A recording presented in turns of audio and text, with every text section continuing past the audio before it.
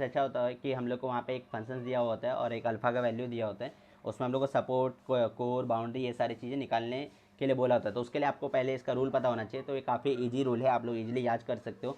तो मैं अभी यहाँ पे सब कुछ बता रहा हूँ। तो सपोर्ट कैसे फाइंड करते हैं, सपोर्ट में आप लोग क्या करना है, जो फंक्शन देखना उसमें कोई भी वैल्यू जो ग्रेटर देन जीरो होगा ना, जो ग्रेटर देन जीरो होगा वो वैल्यू हम लोग को कंसिडर कर लेना है। फिर कोर, कोर के लिए जिसका भी वैल्यू वन होगा, वन जो भी होगा ना वो सब के सब कोर में आ जाएंगे। बाउंड्री क्या होगा, जीरो से बड़ा और वन से छोटा, जीरो से बड़ा और वन से छोटा जो भी वैल्यूज होंगे वो सारे बाउंड्री वाले में आ जाएंगे। नॉर्मल नॉर्मल या तो ट्रू होगा या तो फॉल्स होगा। ट्रू कब होगा, जब उसका वैल्यू वन होगा ना तो वो जो है ट्रू होगा, नहीं तो अदरवाइज जो है वो फॉल्स हो जाएगा। क्रॉस ओवर पॉइंट क्या होता है, जिसमें म्यू और जो हमारा फंक्शन दिया होगा ना उसका वैल्यू जो है एग्जैक्ट 0.5 आता है, जिसके भी वैल्यू 0.5 आएंगे वो क्रॉस ओवर पॉइंट हो जाते हैं। फिर बैंडविथ, बैंडविथ क्या करते हैं, हम लोग को जो भी 0.5 के वैल्यू होंगे ना उन दोनों को हम लोग को सब्ट्रैक्ट कर देना है। तो जैसे कि अगर x1 और x2 में 0.5 है तो हम लोग ऐसे लिखते हैं mod of x1 comma x2, तो ये हमारा बैंडविथ हो जाता है। फिर सिंगलटन सेट क्या होता है, जिसमें म्यू ए ऑफ एक्स का वैल्यू जो है ना वो वन होता है। फिर अल्फ़ा कट, अल्फ़ा कट क्या होता है, अल्फ़ा आपको हमेशा याद रखना है कि अल्फ़ा कट और स्ट्रॉन्ग अल्फ़ा कट में कन्फ्यूज नहीं होना है। अल्फ़ा कट में क्या होता है, जो भी value greater than equal to alpha होता है, और स्ट्रॉन्ग अल्फ़ा कट में सिर्फ ग्रेटर दैन अल्फ़ा होता है। तो यहाँ पे इक्वल टू वाला केस कंसिडर नहीं होता है स्ट्रॉन्ग अल्फ़ा कट में, और अल्फ़ा कट में इक्वल टू वाले केस कंसिडर होते हैं। तो आई होप आपको ये अभी तक रूल समझ गया होगा। अभी हम लोग इस पर बेस्ड क्वेश्चन करते हैं। तो फ्रेंड्स यहाँ पे अगर आप लोग क्वेश्चन देखोगे तो यहाँ पे आपको सपोर्ट पूछा है, कोर पूछा है, क्रॉस ओवर पॉइंट पूछा है, अल्फ़ा कट पूछा है, स्ट्रॉन्ग अल्फ़ा कट, इसके अलावा बाउंड्री, बैंडविथ और फिर नॉर्मेलिटी भी पूछा है। तो ये हमारा फंक्शन है। तो सबसे पहले हम लोग क्या करेंगे, सपोर्ट फाइंड करेंगे। तो सपोर्ट के लिए मैंने आपको रूल क्या बताया, सपोर्ट के लिए रूल था कि जो भी वैल्यू ग्रेटर देन जीरो है वो सब के सब सपोर्ट में आते हैं। तो ये सब सारे फंक्शंस को आप लोग चेक करो, इसमें कौन कौन से वैल्यू ग्रेटर देन जीरो है। तो ये तो जीरो है तो ये इसमें नहीं आएगा। ये 0.2 जीरो ग्रेटर देन जीरो है तो ये होगा x2 कॉमा 0.2। फिर 0.5 है तो हाँ है, तो हो जाएगा x3 कॉमा 0.5। 1 है ग्रेटर देन जीरो, यस, तो x4 comma 1। Similarly x5 comma 1, x6 comma 1, फिर x7 कॉमा 0.5, इसके अलावा x8 कॉमा 0.2। और ये जीरो तो ग्रेटर देन जीरो नहीं है तो ये सपोर्ट में नहीं आएगा। तो ये हमारा सपोर्ट मिला। सपोर्ट के बाद हम लोगों को क्या पूछा है, कोर पूछा है। कोर, तो कोर कैसे फाइंड करते हैं, कोर में मैंने क्या बोला था कि जो भी वैल्यू जिसका जो भी फंक्शन का वैल्यू वन होगा वो सबके सब कोर में आते हैं। तो एक तो इसका वन है, एक ये वाले फंक्शन का वन है, तो ये दो, और एक ये तीसरे वाले का, तो इन तीनों का फंक्शन का जो वैल्यू है वन है तो ये हमारे कोर में आ जाएंगे। x4 कॉमा 1, फिर x5 कॉमा 1 और x6 कॉमा 1। तो इस तरीके से हम लोग कोड निकाल सकते हैं। कोड के बाद नेक्स्ट जो हम लोग को फाइंड करने का है, क्रॉस ओवर पॉइंट।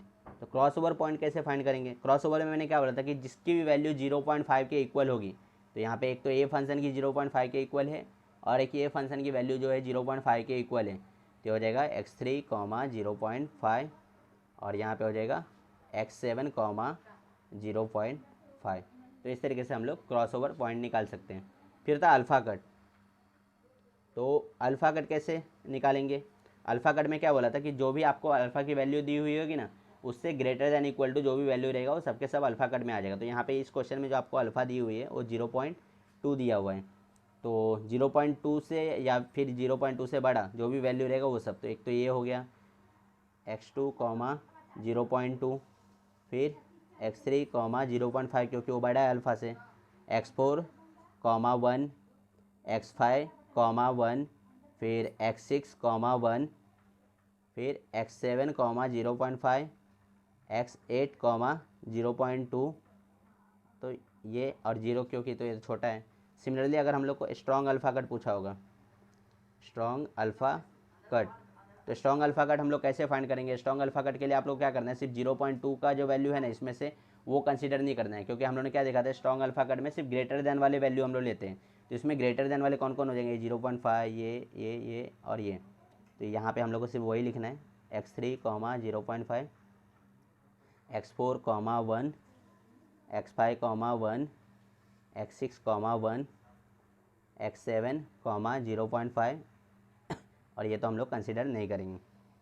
तो इस तरीके से आप लोग स्ट्रॉन्ग अल्फा कट फाइंड कर सकते हो। फिर हम लोग क्वेश्चन में क्या पूछा, बाउंड्री पूछा है।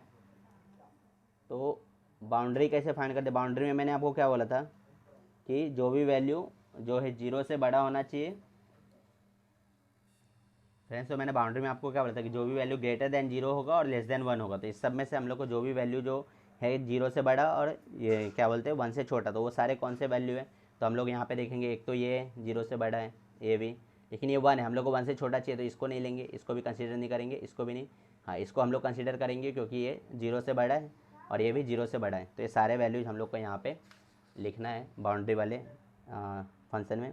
तो हो जाएगा x2 कॉमा 0.2, फिर होगा x3 कॉमा 0.5, फिर होगा x7 कॉमा 0.5, फिर होगा x8 कॉमा 0.2। तो ये सारे वैल्यू हमारे बाउंड्री वाले सेक्शन में आ जाएंगे।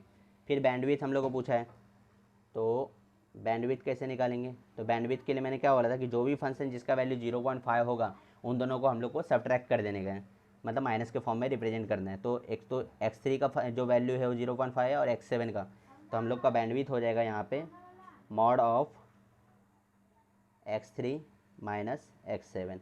इसको आप लोग x7 माइनस x3 लिखोगे तो भी चलेगा। और फिर बैंडविड्थ के बाद नेक्स्ट जो चीज़ हम लोग को फाइंड करने के लिए बोला है तो वो है नॉर्मेलिटी। अभी नॉर्मेलिटी में मैंने क्या बताया था आपको कि अगर हमारा कोई भी एक मैक्सिमम फंक्शन का वैल्यू 1 हो जाता है तो नॉर्मेलिटी ट्रू होगा, लेकिन अगर 1 नहीं होता तो फॉल्स होगा। तो यहाँ पे अगर हम लोग फंक्शंस को चेक करें तो हमारे पास तो 3 फंक्शन ऐसे हैं जिसकी वैल्यू 1 है मैक्सिमम, तो यहाँ पे ये नॉर्मेलिटी जो है हमारा वो ट्रू हो जाएगा।